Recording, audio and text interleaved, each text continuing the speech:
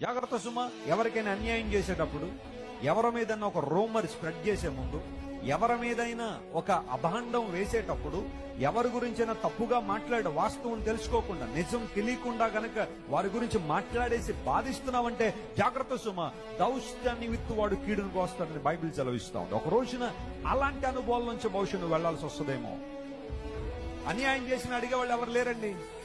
వాడికి తండ్రి లేడు, తల్లి లేరండి. నేనేం చేసినా పర్లేదని ఒకవేళ అలాంటి వారిని అన్యాయం చేస్తున్నావా, ఇబ్బంది పెడుతున్నావా? అలాంటి వారి పక్షాన దేవుడు ఉంటాడనే విషయం నీకు తెలీదా? విధవరాండ్ర పక్షంగా, అనాథ పిల్లల పక్షంగా, ఎవరూ లేరని వారి పక్షంగా దేవుడు నిలబడతాడని బైబిల్లో ఉంది. అనేక సందర్భాల్లో బీ కేర్ఫుల్ విత్ దెమ్. వారితో కొంచెం జాగ్రత్తగా ఉండాలి. కారణం తెలుసా?